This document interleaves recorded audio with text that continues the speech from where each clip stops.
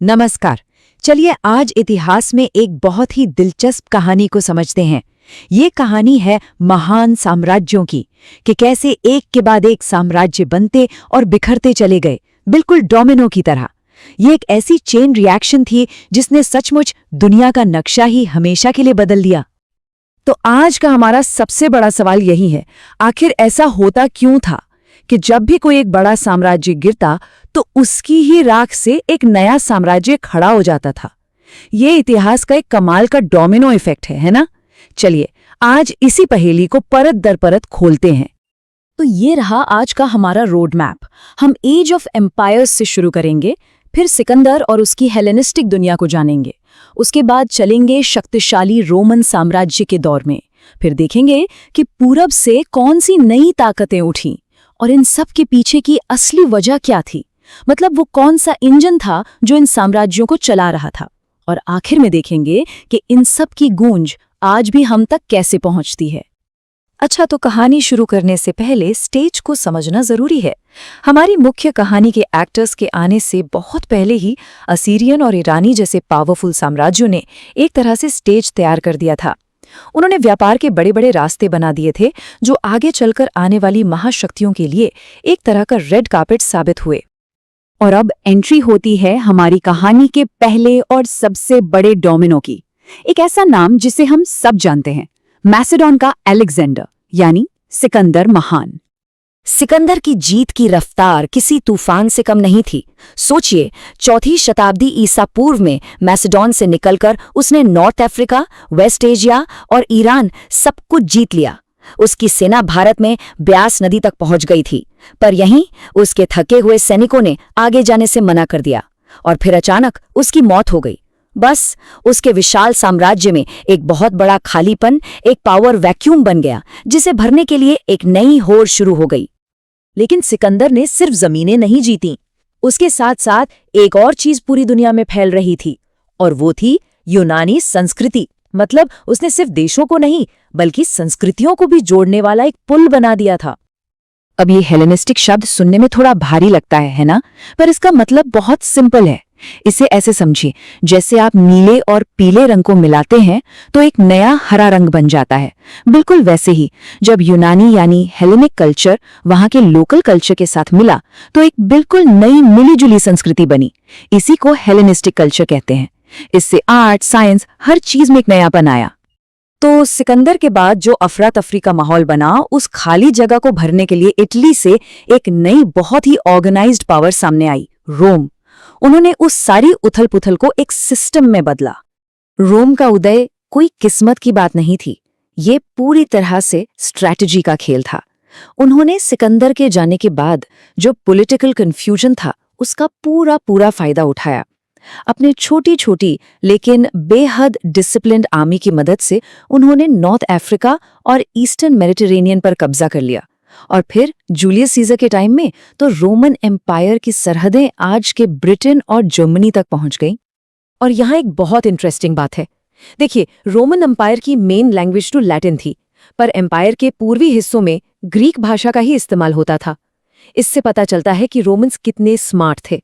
उन्होंने पहले से मौजूद हेलेनिस्टिक कल्चर को मिटाया नहीं, बल्कि उसकी इज्जत की और उसे अपने सिस्टम का हिस्सा बना लिया। 4वीं शताब्दी आते आते रोमन एम्पायर में कुछ बहुत बड़े बदलाव आए। एम्परर कॉन्स्टेंटाइन ने ईसाई धर्म अपना लिया और देखते ही देखते ये धर्म पूरे एम्पायर में फैल गया। फिर इतने बड़े साम्राज्य को संभालना मुश्किल हो रहा था तो इसे 2 हिस्सों में बांट दिया गया, वेस्टर्न और ईस्टर्न। बिल्कुल वैसे ही जैसे एक बहुत बड़ी कंपनी को ठीक से चलाने के लिए 2 अलग अलग डिपार्टमेंट्स बना दिए जाते हैं। पर कोई भी ताकत हमेशा के लिए नहीं रहती। घर के अंदरूनी झगड़े और बॉर्डर्स पर लगातार हो रहे हमलों की वजह से 5वीं शताब्दी तक वेस्टर्न रोमन एम्पायर का ये विशाल ढांचा ढह गया और इसके साथ ही यूरोप में इतिहास का एक नया चैप्टर शुरू हुआ। तो चलिए अब अपना फोकस थोड़ा पूरब की तरफ करते हैं। जब वेस्टर्न एम्पायर गिर रहा था तब ईस्टर्न रोमन एम्पायर और उसे चुनौती देने वाली कुछ नई ताकतें उभर रही थीं। जब पश्चिम में रोम की शक्ति कमजोर हो रही थी, पूरब के रेगिस्तानों से एक बिल्कुल नई शक्ति का उदय हो रहा था। 7वीं शताब्दी में पैगंबर मोहम्मद के अनुयायियों ने अरब एम्पायर की नींव रखी। इस्लाम ने अरब कबीलों को एक कर दिया और जल्दी दमिश्क जैसे शहर पावर और कल्चर के नए सेंटर बन गए। जरा इस टाइमलाइन को देखिए। ये दिखाता है कि पावर कैसे एक हाथ से दूसरे हाथ में जा रही थी। 7वीं से 15वीं शताब्दी तक अरबों ने ईस्टर्न रोमन एम्पायर के ज्यादातर हिस्सों पर अपना कंट्रोल कर लिया और फिर 13वीं शताब्दी में एक और तूफान आया, चंगेज खान के मंगोलों का। वो वेस्ट एशिया, यूरोप और चीन तक फैल गए। ये एक और बड़ा डोमिनो था जो गिर रहा था। अच्छा, ये टेबल उन सभी के लिए बहुत जरूरी है जो एग्जाम्स की तैयारी कर रहे हैं। इसे ध्यान से देखिए। रोमन एम्पायर का मेन मोटिवेशन था पॉलिटिकल स्टेबिलिटी और ट्रेड। वहीं अरब एम्पायर का मोटिवेशन था आस्था और ट्रेड पर कंट्रोल। और मंगोलों का मकसद था जीत हासिल करना और ट्रेड रूट्स को सिक्योर करना। इनकी विरासत भी अलग अलग थी। रोम ने हमें कानून और एडमिनिस्ट्रेशन दिया, अरबों ने साइंस और मैथ्स में कमाल किया और मंगोलों ने सिल्क रूट को सिक्योर करके दुनिया को जोड़ा। ठीक है, हमने ये तो देख लिया कि क्या क्या हुआ, पर अब एक कदम पीछे हटते हैं और सोचते हैं इन सभी इतने अलग अलग साम्राज्यों के पीछे की असली वजह क्या थी? वो कौन सी एक चीज थी जो इन सबको चला रही थी? तो ये है उसका जवाब। इन सभी का एक ही कॉमन गोल था और वो था ट्रेड नेटवर्क्स पर कंट्रोल करना। भारत और चीन जैसे इलाकों से होने वाला मसालों और रेशम का व्यापार ही वो असली इकोनॉमिक ड्राइवर था। और इसी व्यापार को स्मूथली चलाने के लिए उन्होंने बड़े बड़े एडमिनिस्ट्रेटिव सिस्टम बनाए। संक्षेप में कहें तो रिसोर्सेज, लेबर और मिलिट्री सपोर्ट की तलाश ही वो इंजन था जो इन साम्राज्यों की गाड़ी को खींच रहा था। चलिए अब अपने सफर के आखिरी पड़ाव पर चलते हैं और देखते हैं कि इन प्राचीन साम्राज्यों की विरासत आज भी हमारी दुनिया में कैसे जिंदा है। ये साम्राज्य तो खत्म हो गए, पर उनकी भाषाएं, उनके धर्म और उनकी संस्कृति वो आज भी जिंदा हैं। फारसी, ग्रीक, लैटिन और अरबी भाषाएं आज भी करोड़ों लोग बोलते हैं। ईसाई धर्म और इस्लाम दुनिया के सबसे बड़े धर्म हैं। ये सब इन साम्राज्यों की ही तो देन है जो आज भी हमारे साथ हैं। और इसी एक सवाल के साथ मैं आज की बात खत्म करना चाहूंगा।